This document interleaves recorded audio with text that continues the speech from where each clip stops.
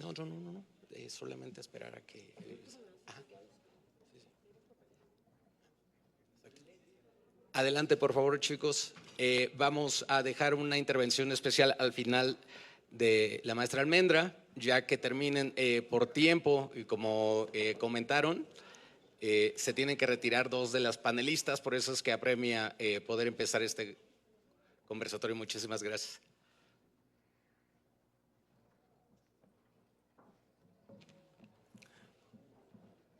Hola, hola.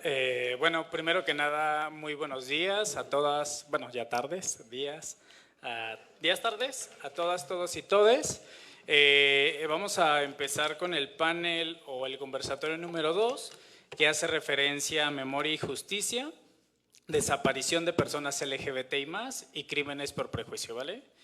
Y me gustaría empezar a dar como un pequeño contexto para que a partir de ahí podamos tener esta plática, ¿no? Realmente está pensando justamente a raíz de ciertas preguntas para que nuestras panelistas nos puedan ayudar a tener como esta fluidez en cuanto a la información, ¿va?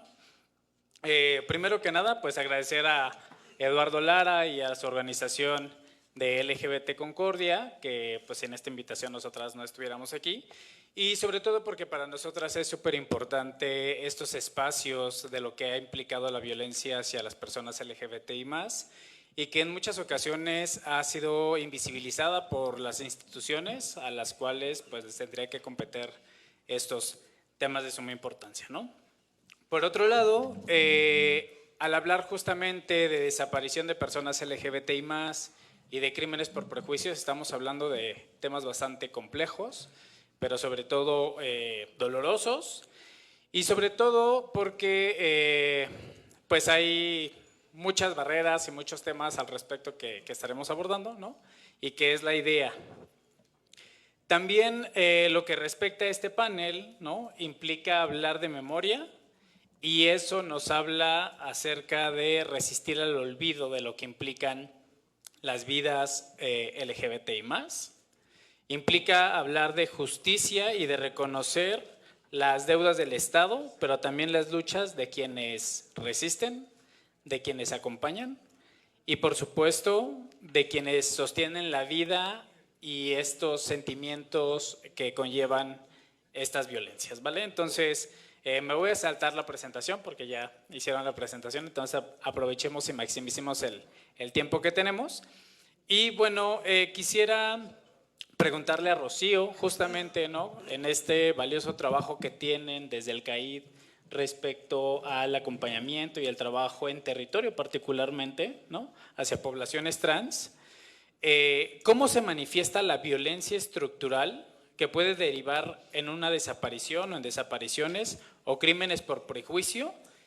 ¿Y qué estás viendo tú desde tu experiencia en territorio respecto a esta problemática? Sí, yo creo que una de las primeras situaciones, hablando de la violencia estructural, pues desde luego pasa por la invisibilización, ¿no? Cuando hay una invisibilización, pues toda la estructura que hay para la protección de derechos de las poblaciones de diversidad sexual y de género, pues desaparece, ¿no? Creo que ese es uno de los primeros problemas que tiene que ver con el tema de violencia estructural. Un segundo tiene que ver con el tema de cómo las leyes alcanzan a las vidas, ¿no? O sea, estamos hablando de que efectivamente hay una serie de protocolos, de leyes que protegen los derechos, las vidas de las personas de diversidad sexual y de género. Sin embargo, pues esto no siempre ocurre, ¿no? Yo, por ejemplo, en el caso de las personas desaparecidas de diversidad, yo recuerdo uno de los primeros casos que acompañamos, que fue el de Marco Antonio Miranda, un adolescente desaparecido en Cancún en el año 2007, que fue el primer caso que nosotros acompañamos, y que cuando su mamá va a levantar la denuncia, las autoridades le empiezan a cuestionar, ¿no? Le empiezan a decir, oiga, ¿y usted por qué permitió que hubiera un menor que no estuviera en su casa a esas horas en la noche, ¿no?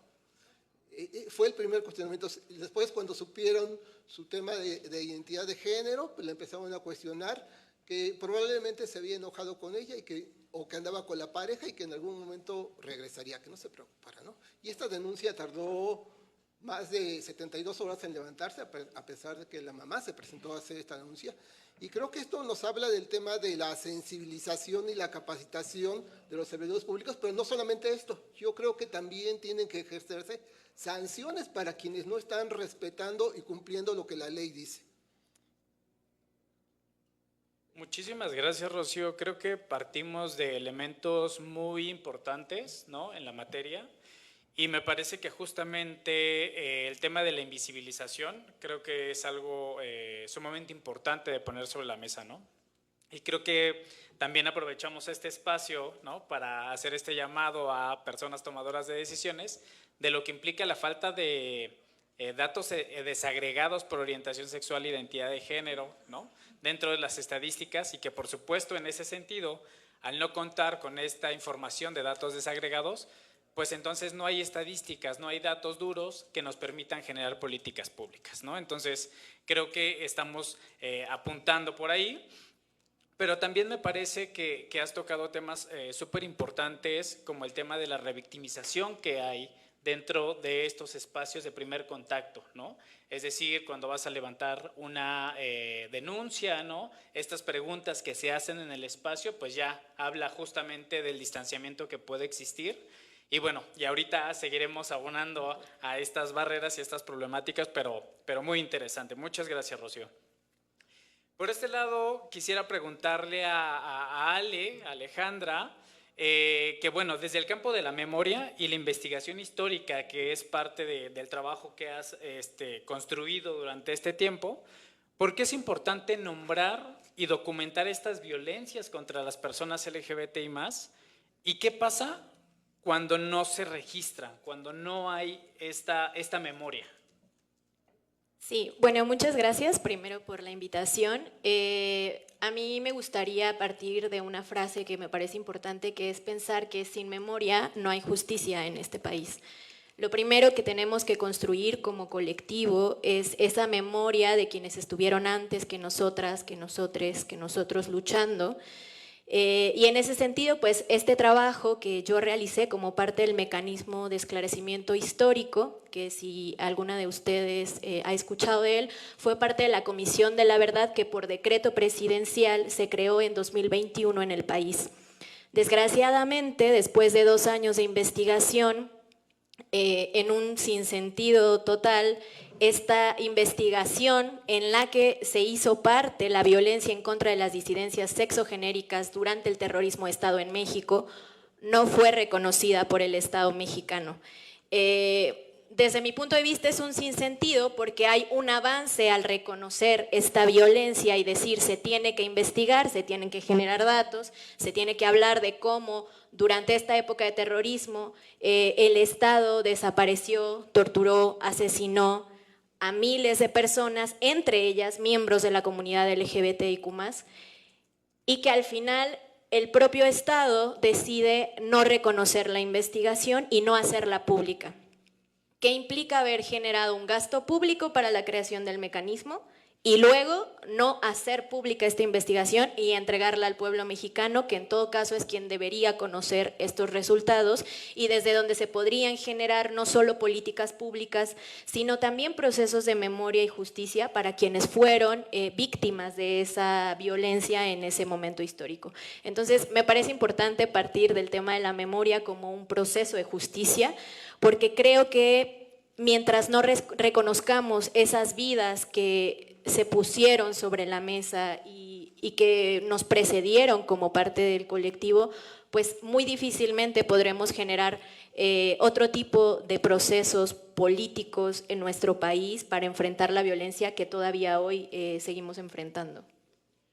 Sí, muchísimas gracias, Ale. Creo que tocas como información y puntos muy relevantes, ¿no? Sobre todo de lo que hemos conversado, como hay algo en común y que tiene que ver justo con la experiencia que nos platican, ¿no?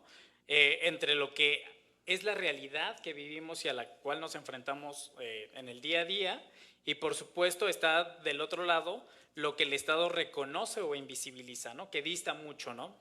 Me parece además interesante justamente cómo nos hablas de este proceso del mecanismo, y más bien como preguntarte ¿cuáles fueron las barreras a las que se enfrentaron justamente en cuanto a la información, ¿no? Porque me parece que esa es también una de las grandes barreras a la cual tenemos que enfrentarnos, ¿no? El día a día en cuanto a la sistematización de información y todo lo que implica. ¿Cuáles fueron estas barreras a las que se enfrentaron para poder generar? Porque además es un apartado dentro de todo un volumen de información y de investigación que se realizó, ¿no? Entonces, ¿cuáles fueron esas barreras a las que se enfrentaron? Digo, ya nos comentaste una que tiene que ver justamente con la negativa de la publicación, ¿no? Y el uso del recurso monetario y todo lo que implica, pero también desde su posición como personas investigadoras, ¿cuáles fueron estas limitantes que tuvieron? Bueno, en realidad creo que las limitantes son muchas, o fueron muchas en ese momento, empezando por la falta de interés de que este contexto en particular se investigara, ¿no? Se hablaba de que en la época del terrorismo de Estado la única violencia política existente era la que ocurrió en contra de los movimientos estudiantiles y guerrilleros, y entonces se trataba de despolitizar lo que las disidencias exogenéricas hicieron en ese momento, y que, como muchas de nosotras sabemos, pues fue un momento muy importante en la creación de colectivos, en la denuncia de la violencia que existía, no solo de las racias en las grandes ciudades, sino realmente de una serie de crímenes de odio que estaban ocurriendo auspiciadas por el Estado, y en donde las personas de nuestra comunidad fueron parte de este circuito de represión y que incluso estuvieron en distintos centros clandestinos de detención durante ese tiempo, ¿no? Estudiar y sistematizar esa información es compleja porque las fuentes, como lo sigue siendo ahora, no son tan accesibles. Y en ese sentido los testimonios de las compañeras pues son fundamentales, ¿no?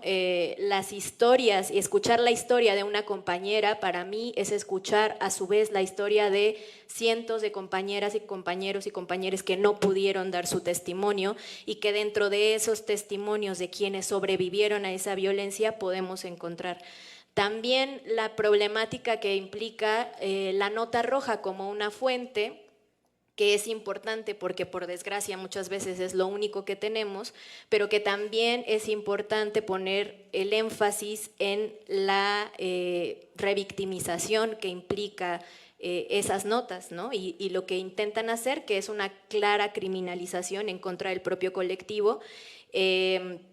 Y creo que muchas de esas barreras son cosas que seguimos enfrentando en la actualidad, y sobre todo romper con esta idea de qué es lo político y por qué la violencia contra la comunidad, contra las disidencias sexogenéricas sí es política, y es una violencia que existió, que ocurrió, que está documentada, que el Estado, desde Morena, desde el presidente, porque fue un decreto presidencial al final lo que creó esta comisión, impulsó. Y entonces reflexionar en qué fue lo que pasó en medio para que al final decidieran no hacer pública esta investigación. Muchísimas gracias. Y creo que justamente en ese contexto pues hablamos de un tema de, sí, de violencias, pero específicamente de desaparición, ¿no? Que eso es un contexto mucho más complejo, mucho más doloroso, y que solamente como una acotación, comentar e informar también, por supuesto, que desde el observatorio hemos estado participando en estos procesos desde lo que implicó la reforma a la ley de desaparición el año pasado, y que pues eso también conlleva otros procesos como la actualización del protocolo homologado de búsqueda, ¿no? Actualmente, bueno, recientemente la actualización del protocolo homologado de investigación, en el cual hemos podido insertar, ¿no?, algunas referencias importantes para lo que implica visibilizar la desaparición de personas LGBTI+, que al menos hemos identificado que dentro de la crisis de desaparición que hay en nuestro país, pensar en desaparición de personas LGBTI+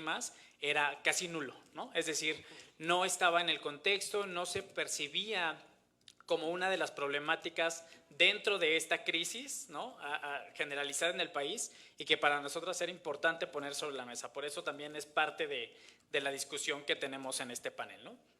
Y me gustaría preguntarle a Rocío nuevamente, ¿no?, que justamente ¿cómo impacta la ausencia en los procesos de búsqueda, de investigación, de memoria incluso, esta falta de datos desagregados, ¿no?, por orientación sexual, identidad de género, dentro de lo que, para la generación de políticas públicas.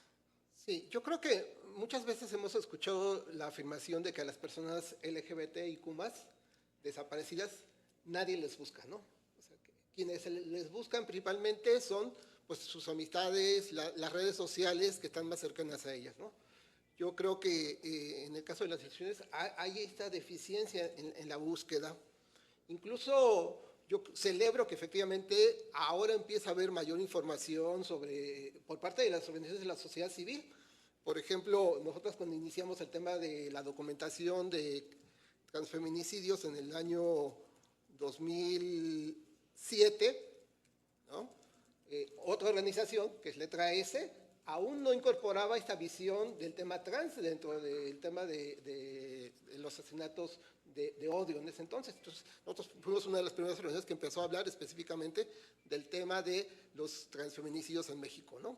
Y en el caso también de personas desaparecidas, me parece importante que la aportación que desde la sociedad civil se está haciendo por visibilizar a las poblaciones primeramente, ¿no? Segundo, porque en los protocolos de búsqueda se pueda incorporar esta visión, ¿no? Donde esta visión de diversidad en la búsqueda con vida, porque creo que también hay que seguir haciendo mucho énfasis en la necesidad de la búsqueda con vida. En uno de los estudios que nosotros hicimos en el año 2022, de los datos que recopilamos, sí afirmábamos claramente en comparación con los datos que aparecen en la Plataforma Nacional de Búsqueda, que las personas de diversidad sexual y de género son a las que menos se les busca, son a las que menos se les localiza con vida, ¿no? En comparación con la población en general. Entonces creo que en ese sentido es importante la visibilidad, la incorporación de los protocolos y en los protocolos generales, pero también en la generación de protocolos específicos de búsqueda para poblaciones de diversidad sexual y de género. Sí, y creo que ahí justamente es otro elemento importante a considerar cuando hablamos de la desaparición de personas, ¿no? Muchas veces se deja de lado la búsqueda en vida, ¿no? o que las personas puedan retornar, ¿no? O que puedan regresar con sus seres queridos y sus familias, y eso creo que es parte del eje rector de lo que implica en la búsqueda de personas, ¿no? Por un lado. Por otro lado, me parece que efectivamente tenemos que seguir impulsando lo que es la homologación ahora con esta reforma a la ley, con estos cambios en los protocolos, en donde, por ejemplo, uno de los elementos importantes es el reconocimiento de la familia social, ¿no? Que más o menos hablabas ahorita hace un inicio, y ¿qué es la familia social? Es justamente estos vínculos de cuidado, de afecto, que están al pendiente de nosotros, por ejemplo, y que además no es exclusivo de las personas LGBTI+, ¿no? En estos procesos en donde hemos acompañado y hemos estado trabajando con colectivas de búsqueda, también se habla de otros sectores poblacionales, históricamente invisibilizados, ¿no? No solamente son personas LGBTI+, hablamos de personas en movilidad, hablamos de personas originarias o de comunidades indígenas, en donde pues, las redes de afecto y comunitarias son importantes, y por supuesto recientemente también se está poniendo en la mesa sobre todo el tema de personas defensoras de derechos humanos, en donde muchas veces la familia consanguínea no se involucra en los procesos de búsqueda por los riesgos que implica el trabajo y el ejercicio que tienen estas personas, ¿no? Entonces, en ese sentido, Rocío, ¿cuál es el papel fundamental o que tú consideras desde el trabajo comunitario que haces? ¿Cuál es el papel de la familia social justamente en estos procesos, ¿no? ¿Cuáles son los obstáculos que se enfrenta la familia social frente a las instituciones en materia no solamente de desaparición, sino también de crímenes por prejuicio? Pues yo creo que el principal reto es el reconocimiento a nivel de las instituciones, ¿no? Al no existir este reconocimiento a nivel de las fiscalías, ¿no? Muchas de estas carpetas por desaparición o estas denuncias de privación de la vida, ¿no? Pues se atrasan, y esto implica que los casos empiezan a investigarse de manera muy tardía, ¿no? Eso es una de las principales situaciones que tiene que ver con el tema de la familia social. El cómo impacta esto en la integración de carpetas, ¿no? En cómo también se les reconoce como víctimas. Creo que también ese es otro tema que va de la mano, ¿no? El cómo a la familia social se le llega a reconocer como víctima. yo diría la familia, pero también las comunidades, ¿no?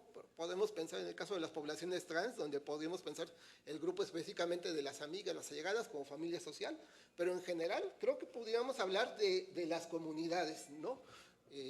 Como reconocérselas como víctimas también en ese sentido. Creo que es importante ese sentido, porque creo que en ese sentido la ley puede tener alcances más allá de un grupo pequeño o de un núcleo específico. Al reconocer a comunidades, por ejemplo, pondría el ejemplo de comunidades indígenas, ¿no? Hablamos de un contexto más amplio que hablar solamente de las personas más cercanas.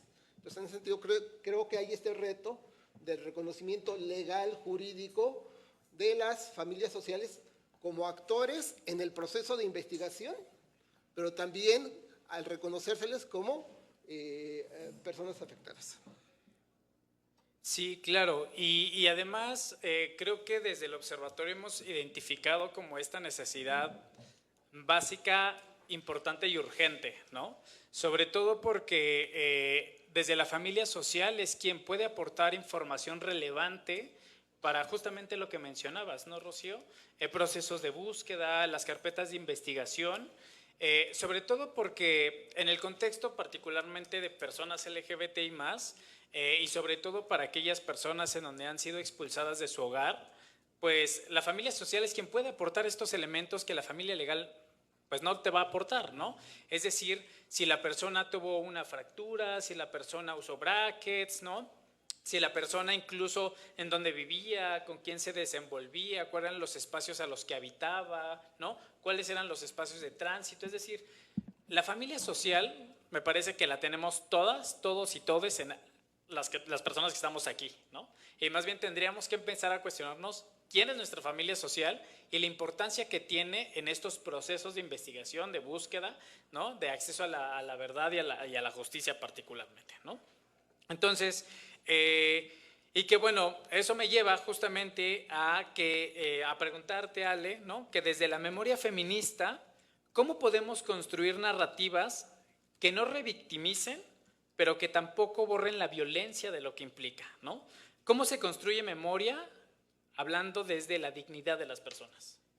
Sí, creo que para eso también es muy importante pensar en el contexto en el que ocurrieron estas violaciones a derechos humanos, ¿no? Y pensar que no es gratuito que esta violencia se intensifique en un contexto como el contexto del terrorismo de Estado, pero también en un contexto en el que la comunidad sale de la clandestinidad, toma las calles y hace uso de sus procesos de lucha para evidenciar la discriminación de la que eran objeto, ¿no? Entonces creo que hablar de memoria y hablar de violencia siempre implica hablar también de la lucha y de las formas en las que la comunidad enfrentó esa violencia. En realidad, si hoy podemos hablar de lo que ocurrió en los años 70, 80, 90, que, o sea, nos pido que pensemos en ese contexto en el que justo quizá es cuando se construyen estas familias sociales, ¿no? Porque en realidad muchas de las personas que son encarceladas, torturadas, desaparecidas, venían saliendo de una primera expulsión en el ámbito familiar. Muchas de estas violencias ocurren en las ciudades a donde muchas de las personas habían migrado. Y entonces, claro, la familia social en ese momento es muy importante porque es quien al final va a contar la historia de lo ocurrido en ese momento.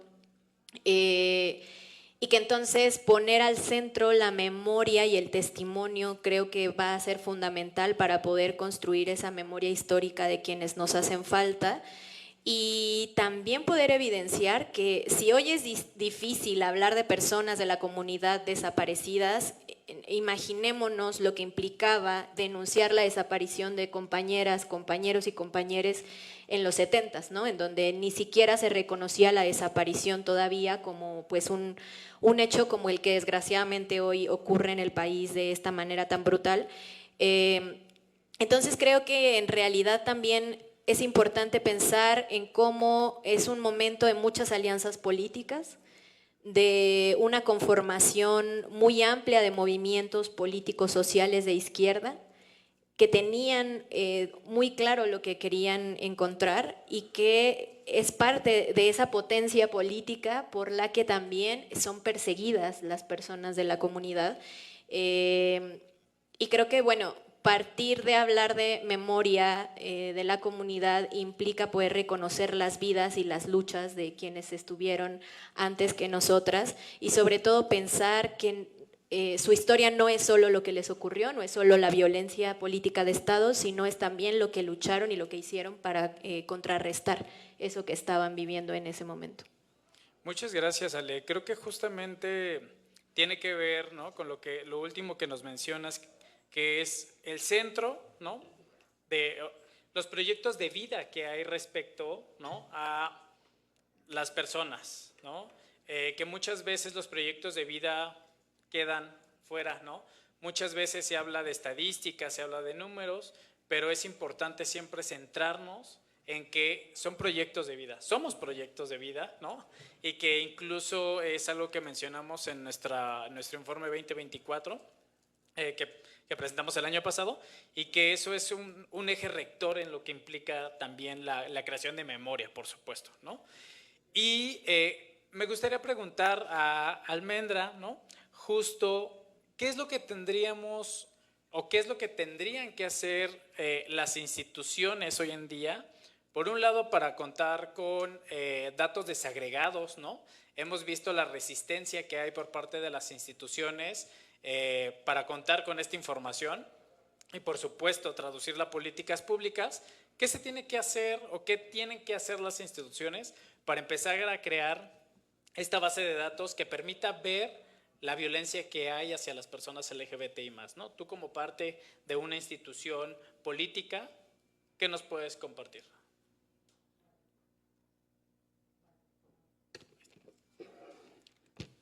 Bueno, fíjate, hace como 6, 7 años fundamos la Coalición Mexicana LGBT. Uno de los principales temas en el debate era el definir si era un tipo penal o era un agravante del tipo penal. El crimen de odio, hoy que ya llegamos a la conclusión que es un crimen de odio por perjuicio. En todo el país, muchos de los activistas nos reunimos para entrarle en este debate. Se legisló en algunos estados como un agravante y en otros como un tipo penal. Sinaloa fue un ejemplo de que fue un tipo penal, ¿no? Te retomo, Kenji, de que la falta de datos desagregados dentro de las estadísticas y que no existan datos duros es lo que no nos permite crear ni los protocolos ni las políticas públicas. Pero es complicadísimo que le podamos entrar para no nada más buscar justicia, sino prevenir los crímenes motivados por perjuicio. Jaime, te estoy retomando. Entonces, ahorita hiciste un comentario que decías, la nota roja como fuente, lo dijo la maestra, y te menciono que ha sido sumamente importante y que esta nota roja que da la prensa y que la retoma el Observatorio Nacional de Crímenes de Odio es donde radica la gran importancia que la tiene. Porque también dijiste algo, maestra, dijiste, sin memoria no hay justicia. Por eso hago un paréntesis para felicitar al Observatorio Nacional de Crímenes de Odio, porque sin ustedes no hubiéramos podido avanzar en la tipificación de los crímenes por perjuicio. Que este registro hemerográfico nacional colectivo, este gran esfuerzo colectivo que ustedes tienen, ha sido hecho a ciegas. ¿Por qué hecho a ciegas?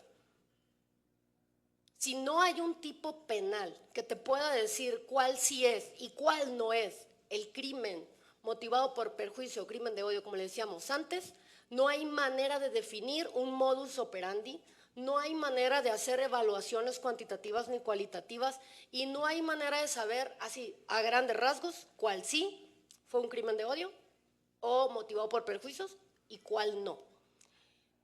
Por eso es sumamente importante que nosotros, como Morena, asumimos la responsabilidad moral porque hicimos una campaña permanente para lograr la correcta tipificación de los crímenes de odio motivados por perjuicio en todo el país. Tiene 6 años esta campaña que hemos ido avanzando. Y me dirás tú, ¿por qué correcta? Porque como te dije, había un debate de si tenía que ser un agravante sí o no. Y como agravante no te permitía ver las características del tipo penal específicas, ni tampoco contaba con la taxatividad que lo pudiera hacer. Entonces, las fiscalías estaban a ciegas. Y ahí entra el problemón que se nos vino encima. ¿Por qué? Porque lo único que teníamos era la guía que nos daban ustedes. Y la guía que nos daban ustedes, pues, es hemerográfica. Nosotros, ¿qué teníamos que hacer? Como Estado garantista de derechos humanos, teníamos que garantizar el acceso a la justicia plena. ¿Y cómo lo íbamos a hacer? Primero que nada, tipificando el delito. Pero ¿cómo lo vamos a hacer si estamos a ciegas?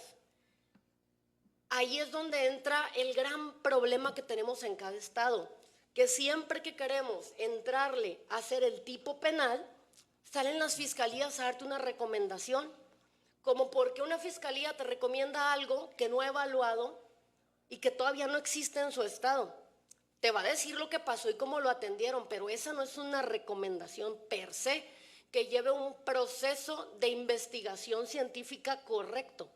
Entonces, ¿qué hicimos nosotros? A través del derecho comparado, nacional e internacional, fuimos creando estos tipos penales que llevan como base una primicia, que es el respeto a la dignidad de todas, todos y todes, porque es lo primero que te quitan. Cuando ves estos tipos penales te vas a dar cuenta que el dolo, el odio, la ciña, la hazaña es encaminado a privarte de tu dignidad como persona. Y dirás tú, bueno, ya lograste poner el tipo penal de crimen por prejuicio, crimen de odio en tal estado. Entramos en un segundo problema. Y es ahí donde tenemos que aprender como gobierno y como sociedad a poder converger. ¿Por qué? Resulta y resalta que como es hemerográfico, por ejemplo, en Sinaloa un ex amigo mío me preguntó un día, oye, ¿cómo cuántos crímenes de odio van? Y yo al tanteo le dije, van tantos. Y ahí empezó la cuenta. O sea, comiéndome un taco, empezó la cuenta. Yo le he dicho como 700 veces a la fiscal y a la fiscal que se fue que se necesita una mesa de evaluación de presuntos crímenes motivados por odio o por prejuicio. ¿Para qué? Para que esta mesa de evaluación pueda, nosotros sí tenemos el marco legal adecuado para poder decir cuál sí es y cuál no es. ¿Para qué? Para que podamos decir, este sí fue y fue así, este no fue y fue así, este sí fue y fue así, que nos permitan ver los modus, los espacios territoriales y el tiempo, para que entonces se puedan hacer protocolos de prevención, porque hasta en eso, ahorita lo decía Rocío, decía algo muy importante, que no sé si yo lo entendí mal, pero las mismas letras del acrónimo determinan cómo se da un delito contra nosotros. No es lo mismo un feminicidio contra mujeres trans que un crimen de odio contra un crimen o motivado por perjuicio contra una mujer lesbiana, cisgénero. No son iguales. Entonces, si no entendemos que hay estas características definitivas dentro de esto, no vamos a entender todavía cómo le vamos a poder entrar. ¿Y qué tenemos que hacer? Me preguntabas, ¿qué tienen que hacer los gobiernos de la Cuarta Transformación?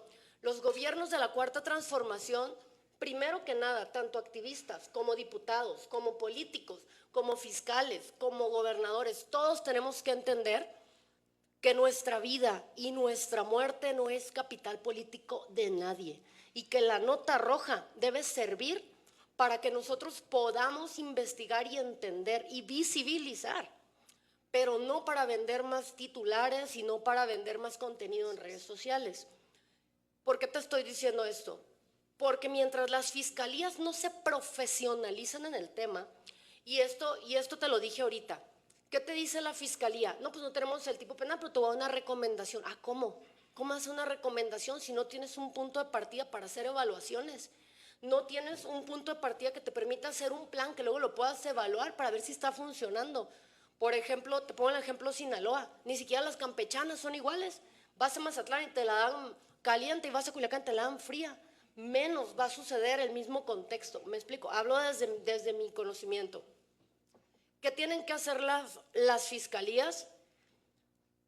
Sin diputados, sin activistas, y sin prensa, crear mesas de trabajo profesionalizadas con expertos, peritos, personal especializado en práctica forense penal, investigadores como aquí la maestra, sentarse y analizar una por una las carpetas de los presuntos crímenes de odio para que entonces, sin ningún tinte de nada, desde un punto de vista profesionalizado en el tema, se pueda decir así fue y así no fue.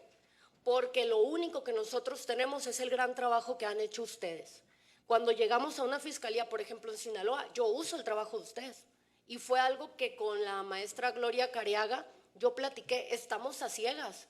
Lo que tenemos es lo que ustedes han hecho y no podemos permitir ni que se borre ni que lo eliminen. ¿Por qué? Porque es el punto de partida. Es analizar lo que ustedes han visibilizado y observado para que se le pueda exigir a la Fiscalía, una vez que nosotros hagamos nuestro trabajo, que es crear el tipo penal, llegar y decir, a ver, el observatorio dijo que son tantos, vamos viendo uno por uno. Porque entonces entran los especialistas en memoria, los especialistas en protocolos para poderle dar la debida atención. Mientras no entiendan las fiscalías que ya no se trata de mesas de trabajo, ya no se trata de que nos estén dando sus opiniones, se trata de que nos den la dignidad y el respeto del análisis jurídico profundo. Porque no va a ser lo mismo el feminicidio contra una mujer trans que el feminicidio contra un adulto mayor de nuestra población al que le quisieron robar su pensión. No va a ser igual, pero va a ser un crimen motivado por prejuicio o por odio. Eso sí va a ser igual. Entonces, yo creo que nosotros como partido, y hablo por nosotros porque le hemos entrado durísimo a la investigación, hemos tratado de crear vínculos y puentes, pero encontramos estas barreras político-legislativas y sociales en las cuales desde la fuente social se han aprendido un discurso que se ha ido replicando. Y este discurso que se ha ido replicando, hay sumas que restan. Porque ahorita ya deberíamos estar actualizados en el cómo exigirle a las fiscalías, por qué exigirles a las fiscalías, en lugar de estar culpando a un gobierno que no sabe qué hacer. Tenemos que aprender y decir, y más que nada aprovechar que los gobiernos de la Cuarta Transformación nos tienen a nosotros, que tienes a un Jaime que va a estar como cuchillito o a una Celeste, porque a nosotros mismos nos ha tocado ir a espacios donde nos dicen, oye, a mí no me gusta, por ejemplo, subir a redes sociales cuando atendemos un feminicidio contra mujeres trans. Yo no lo publico en redes sociales, ni lo que hacemos, ni cómo lo hacemos, por respeto a la persona. Pero es muy desesperante tener que llegar con personas que parece que cada vez saben o entienden menos o que les damos más flojera. Entonces creo que ese es el gran reto que tenemos, que la exigencia se debe de actualizar y profesionalizar, porque tenemos que ser esa persona que necesitamos y que si nosotros estuviéramos en esa situación, quien quisiéramos que nos defendiera. Y ese es el reto, poder aprender a hacer estos vínculos profesionales y que como activistas sociales se profesionalice el tema. Y que como activistas políticos exijamos que las instituciones puedan tener los marcos adecuados de acción. Y eso no va a suceder si no aprendemos a hacer este entretejido, que es lo que estaba diciendo antes. Muchas gracias, Almendra. Interesante, ¿no? De ahí rescato algunas cosas, particularmente la importancia que tiene el trabajo comunitario, ¿no? Al menos desde el observatorio, el trabajo que hace… no lo hace una persona, es un trabajo comunitario con organizaciones de los 32 estados de la República que permiten justamente poder hacer este registro, este seguimiento y que además, por supuesto, algo que nos comentaba Ale, ¿no? Que si bien una de las fuentes que tiene el observatorio de insumo respecto a la información son las notas rojas, las notas de los medios de comunicación, eso no ha limitado justamente el poder visibilizar ciertas violencias que hay, sobre todo que se encuentran fuera de las capitales de los estados, ¿no? Que muchas veces se habla y es muy visible un atentado, un crimen, una desaparición de personas que transitaron o estuvieron en algún espacio, pero específicamente en las capitales, ¿no?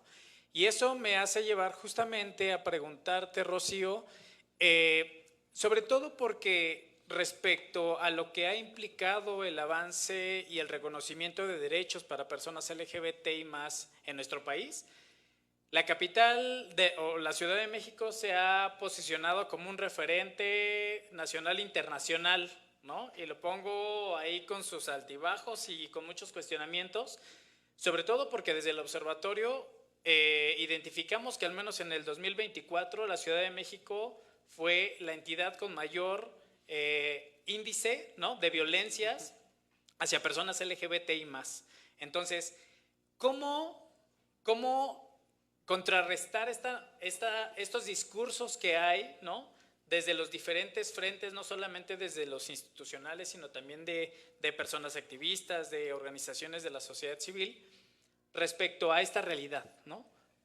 ¿Qué es lo que estamos viendo en la Ciudad de México o qué es lo que ustedes ven que ha incrementado la violencia pese a ser esta ciudad de derechos, de avanzada y de vanguardia? Sí, el caso de la Ciudad de México es un caso paradigmático, ¿no? Recordar que en el caso de la Ciudad de México es de las primeras 5 entidades a nivel nacional que reportan la mayor cantidad de crímenes de odio, ¿no? Entonces, ahí estamos como en ese contexto. Y que efectivamente la Ciudad de México es la entidad que tiene la mayor cantidad de normas, leyes, protocolos a favor de la diversidad sexual y de género en el país. Entonces, es contradictorio. Podemos quizás explicarlo de alguna forma, podríamos hablar de que la Ciudad de México concentra una buena parte de la población, ¿no?, al igual que el Estado de México, y que por eso los datos son hacia la alza, ¿no? Podríamos decir que también se debe a que las organizaciones que estamos aquí en el Valle de México podemos documentar de manera más precisa estos casos, ¿no? Eso también puede dar la explicación de por qué hay mayor información. Pero también podríamos hablar de que a pesar de este marco de leyes, de normas, el estigma y la discriminación sigue pesando, ¿no? Yo diría un poquito que, en una frase, ¿no?, las leyes caminan por detrás de los derechos, ¿no? Y en ese sentido me parece que esto está permeando a nivel de la sociedad. No se han dado estos cambios culturales que deberían de estarse dando, ¿no?, a nivel de la Ciudad de México. Creo que es necesario abundar en las políticas públicas. Ahorita tenemos, en el caso de la Ciudad de México, la implementación de la ley por el reconocimiento de los derechos de la población LGBT, que por cierto lleva 5 años promulgada, y que es hasta ahorita que se están dando los primeros pasos para que esta ley se echara a andar, ¿no?, que es con la conformación de una comisión coordinadora interinstitucional, ¿no? Hay que señalar esto, ¿no?, porque si esto ya estuviera desde hace 5 años, quizás hoy tuviéramos otros datos, otras informaciones. Me parece también importante, ya hablaban del tema de la armonización legislativa, ¿no?, que se puede hacer vía los congresos, vía los activismos, pero también hay una tarea que tiene la Comisión Nacional de Derechos Humanos, que tenía un pendiente, tiene un atlas de armonización normativa y legislativa a nivel nacional. Creo que ahí no hay que perderle el ojo a este tema. Se ha hablado, por ejemplo, de la construcción de un código penal federal, también, que es un tema que también creo que en algún momento pudiera destrabar mucho este tema de la situación de las tipificaciones en los estados, ¿no?, a nivel del tema de desapariciones o a través del tema de violencias. Yo creo que es necesario también hablar de las violencias en plural, porque podemos enfocarnos en las violencias por prejuicios. Y, por ejemplo, voy a poner un ejemplo. En el año 2024 documentamos 10 transfeminicidios y le llamamos transfeminicidios como una consigna política, ¿no?, como una consigna para hacer visible esta violencia. La Fiscalía de la Ciudad de México, de esos 10, tiene reconocidos 3, de acuerdo a la tipificación, 3 como transfeminicidios, ¿no? Entonces, podríamos hablar solamente de estos 3 o podríamos hablar de estos 10, y creo que lo importante es hablar de la violencia que se vive, ¿no?, de esta violencia, y no hay que dejarlo de vista, la violencia social que nos está pegando, ¿no? O sea, no por ser de diversidad sexual y de género, no nos pega la violencia social, no nos pega la violencia de la delincuencia organizada, no nos pega ¿no?, todas esas violencias. Y creo que es importante también no perderlas de vista. Sí, muchas gracias, Rocío. Creo que estás tocando varios temas también de suma importancia en cómo las vidas de las personas LGBTI+, pues tampoco son exentas de la violencia generalizada que hay en el país y de los contextos en los que nos desenvolvemos en nuestras propias entidades y en nuestros espacios de convivencia, diversión, etcétera, ¿no?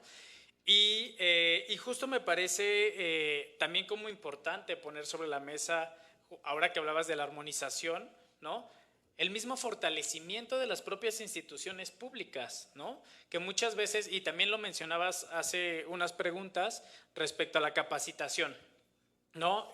Muchas veces se piensa en una capacitación, en un curso a servidores públicos, pero va más allá de que puedan entender y comprender lo que implica las vivencias de las personas LGBTI+, ¿no? Creo que tienen que aprender acerca también de lo que implican los enfoques diferenciados que se mencionaban hace un momento, ¿no?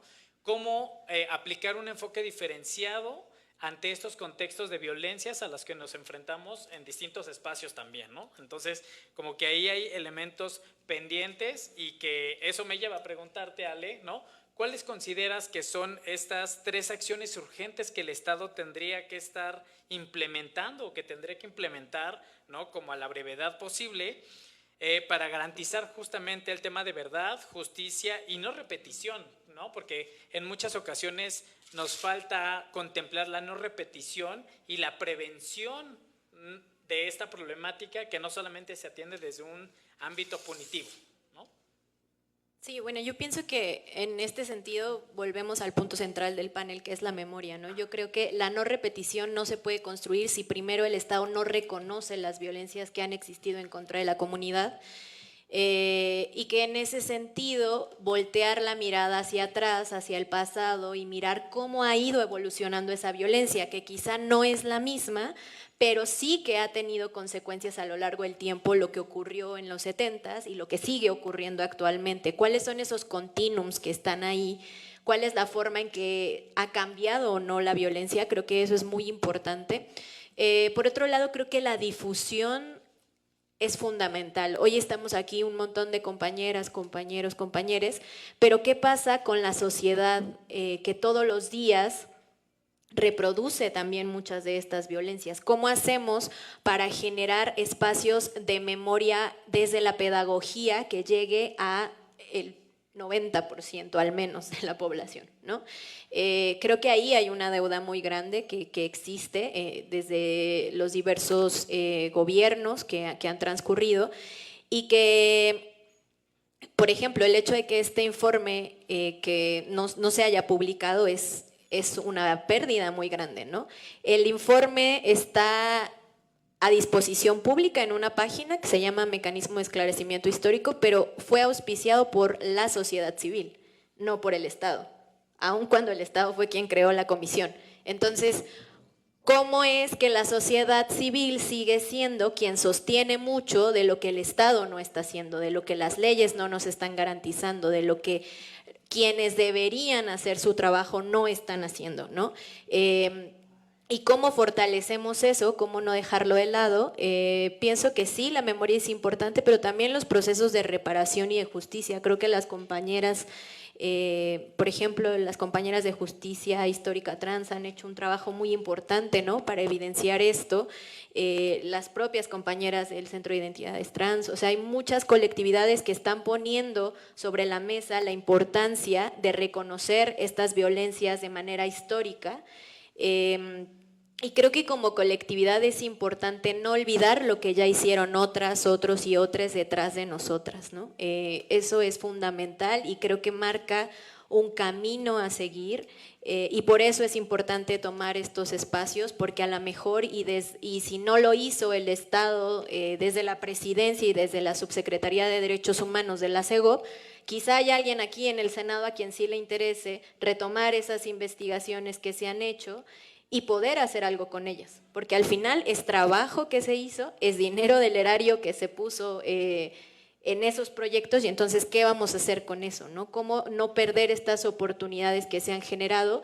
Creo que me parece que es muy importante, y seguir escuchando sobre todo las voces de las personas que vivieron y sobrevivieron estas violencias, creo que es fundamental, y que si hoy pues me dieron la oportunidad de estar hoy acá, ojalá que en un futuro exista otra mesa en donde se pueda escuchar el testimonio de las personas que sobrevivieron a esta violencia política de Estado. Muchas gracias, Ale. Creo que hay relevancia y hay resonancia en algunas cosas que nos has compartido, ¿no?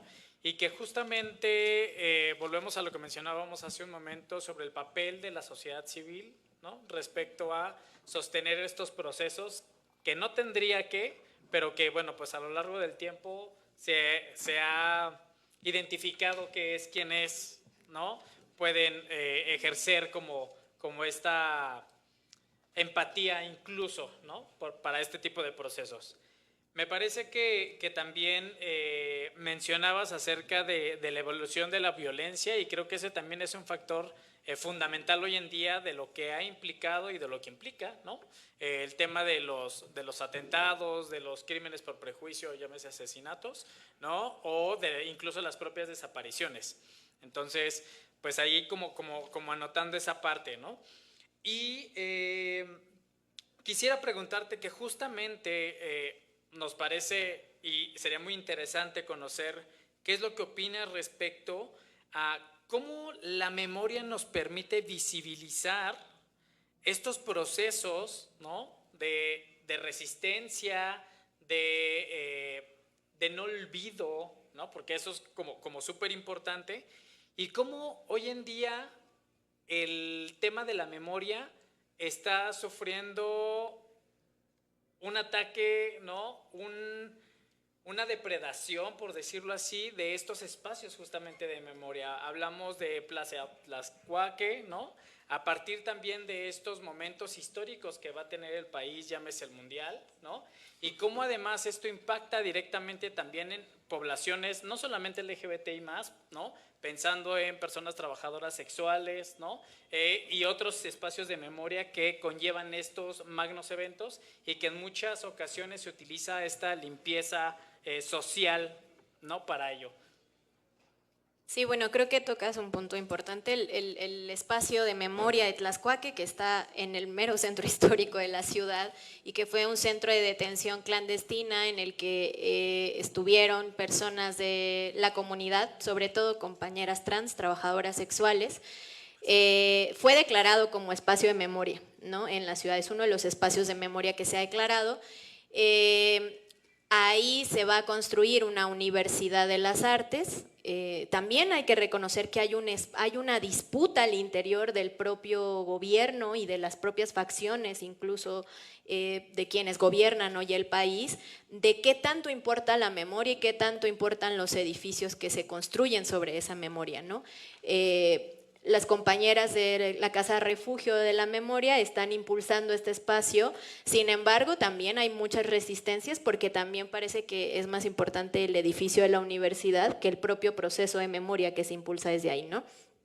Y también es paradójico que al mismo tiempo que se construye una universidad en un espacio de memoria, que sin duda es importante, pues están estos proyectos que rumbo al Mundial están despojando de su lugar de trabajo a las compañeras trabajadoras sexuales en la calzada de Tlalpan y que han protestado frente a eso, ¿no?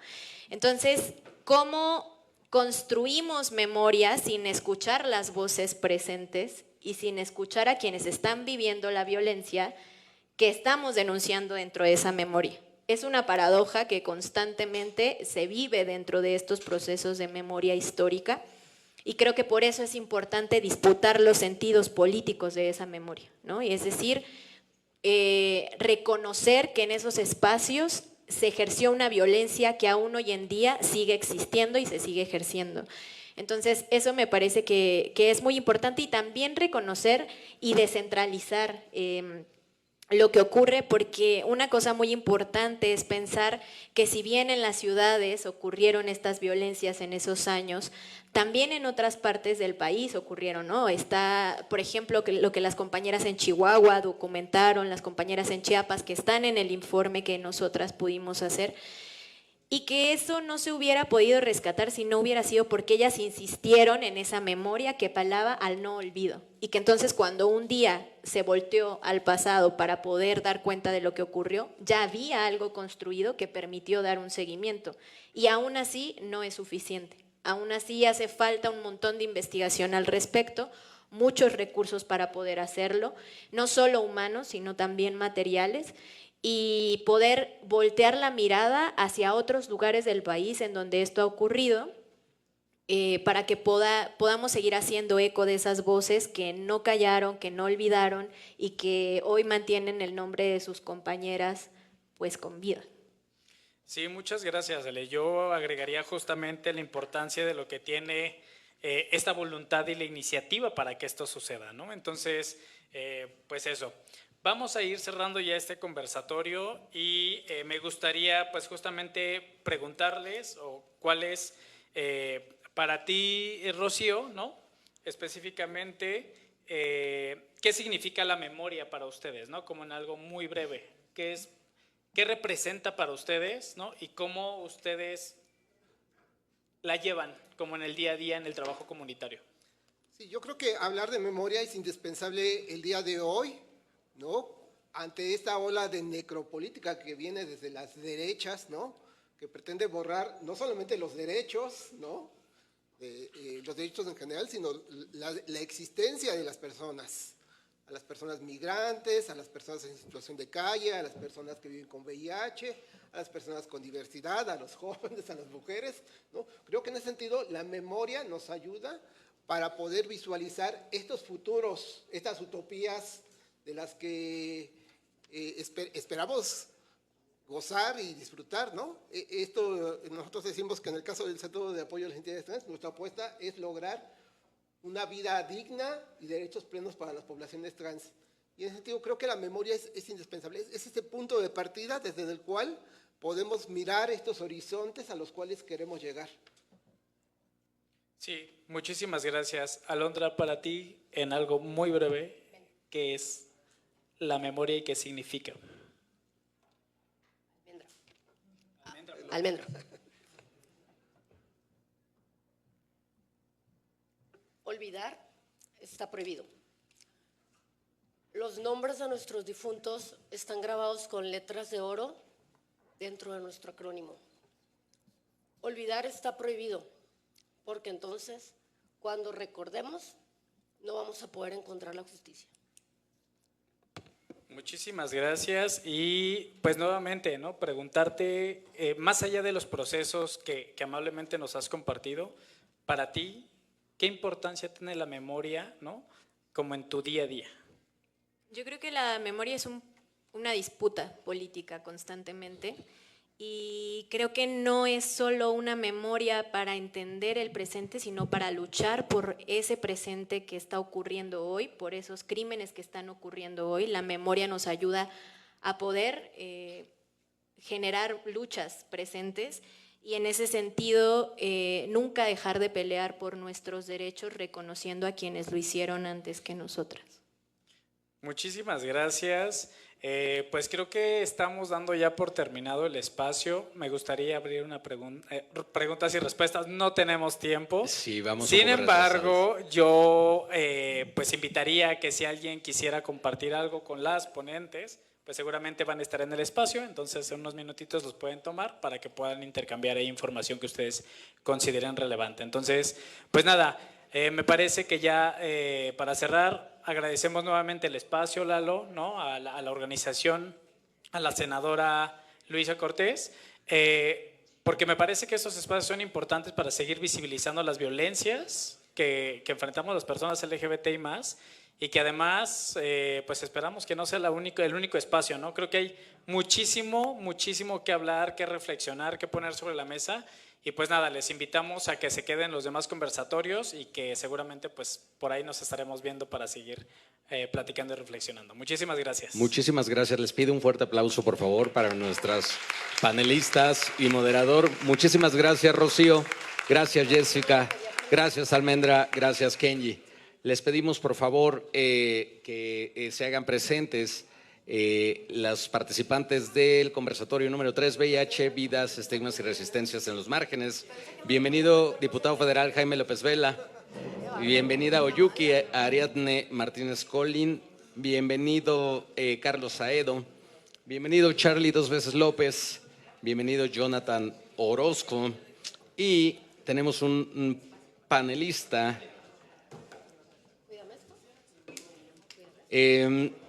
Marco Antonio.